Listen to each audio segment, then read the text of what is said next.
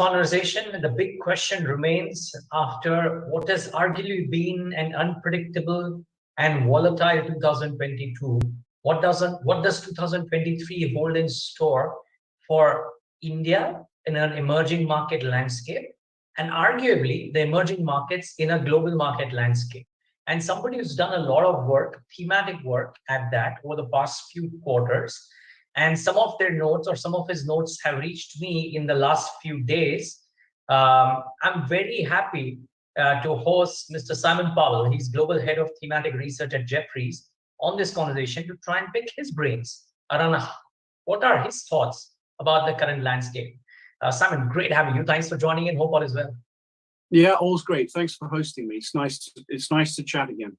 Yes, it is. So Simon, the big question, if 2023 arguably for most markets has not been a very fruitful one, for a few which have kind of shown promise of growth, like India, for example, or certain others, there has been some semblance of sanity from a bull's perspective. Will 2023 be diametrically different than what 2022 has been? I don't think it'll be diametrically different.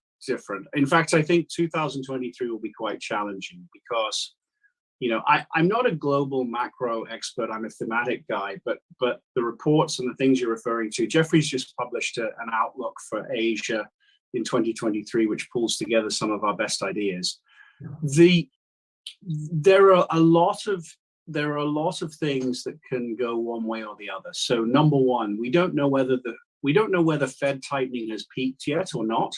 If it has peaked, then 2023 can arguably be better than 2022. So that's a big unknown. We don't know whether US dollar strength, which has been significant in 22, will continue into 23, or whether US dollar strength has actually peaked here. Our view is it's peaked here. At least our view from the Asian side of Jefferies is it's peaked here and therefore will soften, which is structurally better for emerging markets. So if dollar, I'm not saying we're going to see dollar weakness, but if the dollar strength has slowed and has peaked and maybe softened slightly from here, then that will act as a support for emerging markets. And then the other big unknown is China. So what we know, the Chinese economy has been badly hit by its zero COVID policy. We know they're loosening zero COVID policy quite rapidly, but how quickly can the Chinese economy get back on its feet is one question. And can they avoid a real problem in their property market, which I've been arguing for some time is structurally it's structurally challenging, let's say. So those are the big questions. But in summary, emerging markets will do better in 23, possibly than developed markets.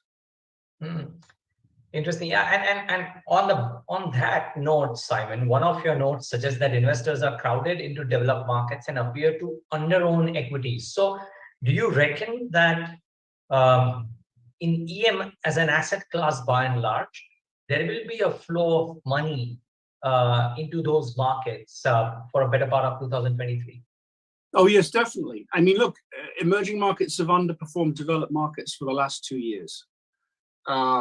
And therefore, if it's correct that Europe is going into a recession and that USA might avoid a recession by the skin of its teeth, but still will slow, then emerging markets will do better. They should do better because structurally, emerging markets still have a lot of things going for them. They still have a low cost base. They still, from a worker perspective and other perspectives as well, they still have very good supply chains. Supply chains in developed markets are in a bit of a mess, but supply chains in emerging markets are okay. And they have pretty good fiscal policies. Remember, China wasn't giving out free money the way that the USA or Europe were giving out free money. And therefore, the things should do better in emerging markets than in developed markets in 23 in general. Okay. China seems to be the big joker in the pack. A lot of people that I talk to were positioned into Chinese equities to take advantage of the rebound. And while there is a reopening rather, and while there's a reopening in place, we know that the cases are spreading. Do you reckon what the outgoing premier said, that we will now focus on the economy, might stay true? Or is there an outside chance that, hey, you never know, this is China, they might roll back on the policy anytime? It's really hard to know what they're going to do. I mean, I was early to say that a relaxation of COVID policies wouldn't happen until end of 22 or even 23. We knew that they were going to keep these zero COVID policies for a long time. They've started to relax them, so that's a positive. They're clearly going to have a lot of COVID infections because remember, this is a COVID naive population. In theory, they've had no exposure. Their borders have been closed. Almost no Chinese people have traveled. Almost no foreigners have traveled in. They've had pretty strict policies which appear to have stamped out the spread. If they now lift a lot of those restrictions and allow internal domestic travel, they will get a spread of COVID. And that could result in quite a lot of sick people. Whether they report that or whether they do a U-turn and go back to lockdowns, I think that's unlikely. So I think they'll just kind of push through that. So the consensus is that Chinese economy will definitely do better in 23 than in 22. Now, the question is, what's in the price of equities? You said there's been a considerable rebound in the last month. Some Chinese equities are trading at above COVID levels from a PE perspective. There's still a lot of uncertainty. So I think a lot of foreign investors were underweight China, significantly underweight China before this recent COVID relaxation rally that we've seen. The ones that I speak to have FOMO. They feel missed out on this. And the market is now bifurcated into those who say it's not all sunshine, it's not all fixed in China, there's going to be bumps in the road, and those who say this is a multi-year opportunity to buy the Chinese economy again. So I've never seen the bulls and the bears so far apart. Our view is we're constructive on the Chinese economy doing better in 23. We think the government is going to stimulate the property market and avoid a catastrophe in terms of domestic residential property in China. And therefore, it's reasonably safe to start to be overweight China. But there are risks with that policy, with that investment strategy, obviously. Yeah, and I want to talk about that. But I recently read a Bloomberg story 2 days back that said that hospitals are full because these population, as you said, are naive. Yep. And they are scared at the first signs of COVID hitting them, and they are flocking to the hospital despite the authorities telling them that, hey, don't do that. But the point that you mentioned, Simon, about 2023 being okay, but there being doubts around the multi-year opportunity, in one of your thematic notes, you cited how Japan's growth rate started to fall well before its population peaked. And you mentioned that something around China is reminding you or reflecting into what Japan was a few years back. Now, that's why my question to you, 2023 is one point of view. What about the multi-year theme because of these factors like aging population? And what implications does it have for global money flow, which has found a haven in China and may think otherwise because of the factors that you highlighted? Yeah, look, you're absolutely, you're spot on. China faces significant headwinds. So once it's through this pandemic, the headwinds that it faces many of them are linked to demographics. We've been highlighting this for some time. The birth rate has been falling at double digit. The marriage rate has been falling at double digit, really since 2012. And that was driven by history and the one-child policy in the 1980s that resulted in a massive sex imbalance in terms of way more men than women, and this is what's behind the decline in the marriage rate. Now, the thing you highlighted is China's property market has basically risen every year since people can remember. 2022 delivered a 4-5 month decline in prices. And in fact, the sell-through rate has been very low. And everybody can understand, the property issues. We think that there's been significant overbuilding. This is not a new thing. People have been talking about this for a very long time. But what I've been arguing is that now China's population peaks probably in 2022 and falls probably by 50% between now and the end of the century. So let that thing sink in for a second. By 2100, China's population will be 800 million people or less. And the biggest hollowing out is going to be in the working age population. So missing workers is a theme that investors need to understand is a long-term, multi-year theme in China. There are some positives in the way that we can play this, because we think the automation sector, the robotics, automation, AI sectors in China, especially the homegrown ones, will become a very important sector as factories try to mechanize and make up for missing workers. But economically, it's plain.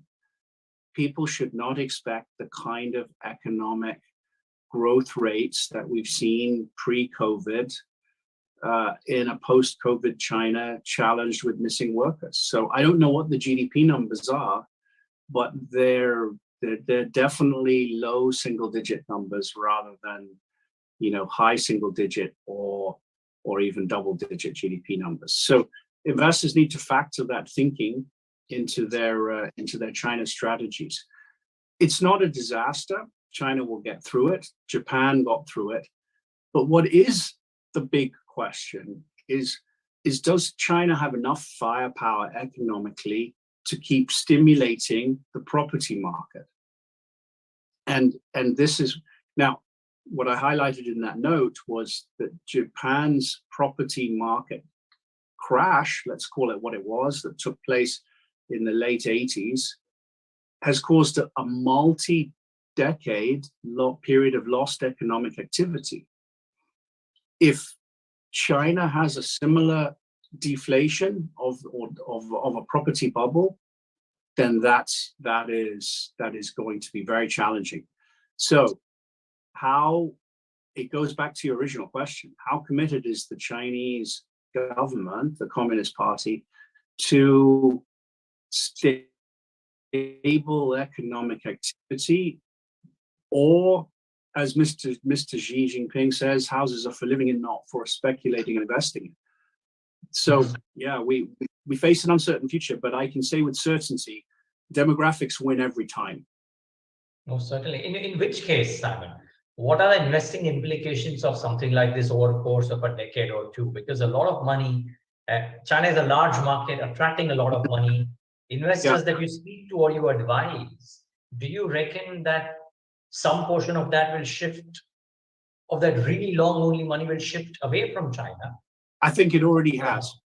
Okay. I think it already has. I think the geopolitical and zero COVID, the geopolitical situation, Taiwan, US, tech wars, trade wars, etc., and Mr. Xi winning a historic third term, and let's be clear, he probably wants to be the president for life. Right. That combined with pretty draconian zero COVID policies, which appeared to sort of sacrifice economic activity in order to maintain public health. Those two big things, I think, have caused a lot of long-only money to exit the Chinese equity market. So I think the outflows were significant. And I think there was big rotation out of China, some into India and some back into developed markets. Now, your question, how much of that money will return?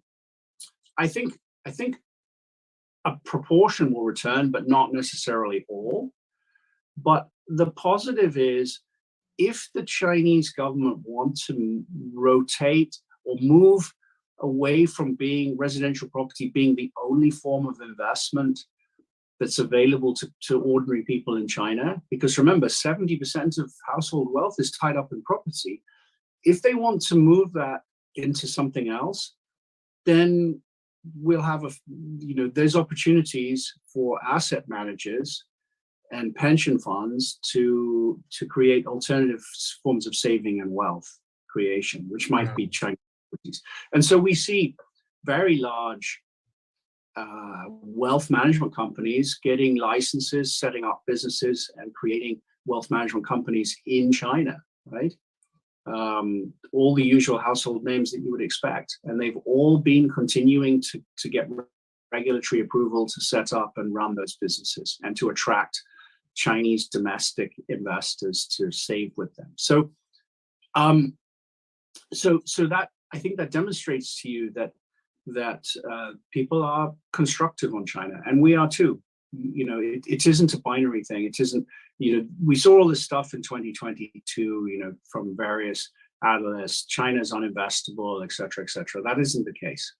But investors need to look at China through a set of lenses that are less related to what we saw historically. So which are the sectors that are going to do well? Well, I think defense, because Mr. Xi used the word security in his speeches recently on multiple occasions. So food security, you know, military security, all kinds of cyber security is an interesting sector. So those sectors will do well. Automation and AI will do very well. The EV sector, the electric vehicle sector, continues to do well, and China is going to make big strides in that space. Also, green energy continues to be an attractive sector. So there are segments of the Chinese economy that I think will be fine. No, my interest was more from a perspective that if things are not going to be fine or are not going to be normal, then what would it mean for flows into a country like India, which is not cheap, but from a long-term structural perspective offers that decade-long 5, 7, 8, 9% growth? Well, yeah, I mean, so I think we've already seen some of that rotation and some of that flow. Now, you would see that our position on India, we like the growth in India. We think the growth in India is definitely there, but is it already all in the price? That's a question that that both short-term and long-term investors keep asking themselves. I don't think it's all priced in, because I'm still very constructive on India's demographics. You know, so India becomes the most populated country in the world, probably already is, continues to grow, but then eventually peaks as well as the birth rates are falling. But that's a much longer-term story.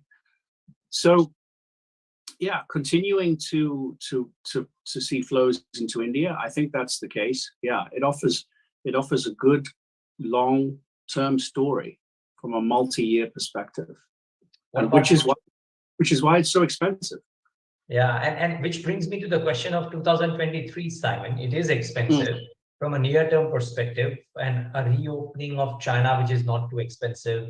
Dr. Kospi may find some people. US, if it does okay, might find takers because the valuations are okay compared to what they were. So does all of this come at the expense of some markets, even though they're not as large, but some markets like India, which have done well and therefore may not attract more flows, even if they don't see outflows? Yeah, potentially. I mean, I think what we think is going to happen is we think there'll be flows back from developed markets into emerging markets.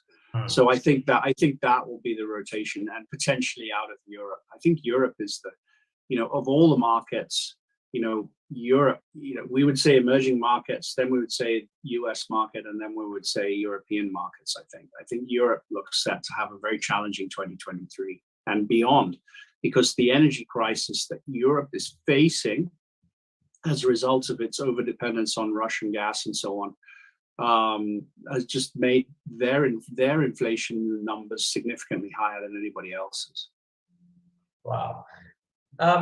One final thought, because you used the term dollar peaking in your note. I mean, possibility of dollar peaking. And while you briefly explained the implications of that in your opening or the second answer, may I ask you that if indeed the dollar is peaked, what implications does it have, one, for rates and currencies across, if you've given this some thought, and more particularly for the EM-led basket, which of late, the last few days, has started seeing some bit of movement on on the dollar? I mean, the dollar index has started to come up a little bit. Yeah. So what we argue is that dollar strength is bad for emerging markets because there's a lot of borrowing in dollars and so on, both at a government level, but also at a corporate level. If dollar strength has peaked, and we saw a lot of dollar strength in 22, if it's peaked and is softening from here, that's constructive for emerging markets.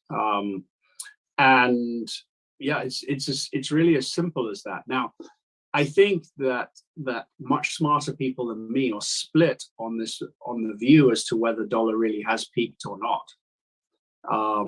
And the recent softness in the dollar might not actually be a long-term structural trend. It might just be short-term. But it's a potential tailwind to emerging markets in 2023 if dollar has peaked. Now, what can go wrong with all of our positive EM strategy for 2023? It's if the Fed over tightens. So if Fed tightening is not in fact slowing, and if they over tighten into 23, this could be bad for emerging markets because it could be bad for property markets in emerging markets, given how much personal wealth is tied up in property. If emerging market banks have to raise interest rates in line with the Fed, then that could be bad for emerging market consumers, right? Yes, indeed. So Simon, I'm done with the headline questions. My final question is on a step below, and which is the impact that, for example, based on whatever your hypothesis is about what China opening up and Chinese property market versus the West slowing down and the consumer not consuming as much, due to the cost of commodities, because they be a large input cost for companies in India, and therefore your thoughts on that would be very, very important. Do you think commodity costs again start spiraling higher because of the opening up of China, or do you think it is difficult to call that currently?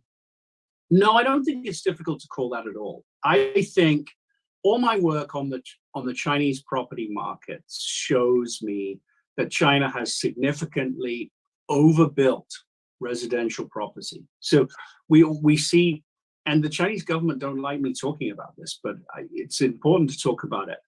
The vacancy rates, i.e. the number of empty apartments in China,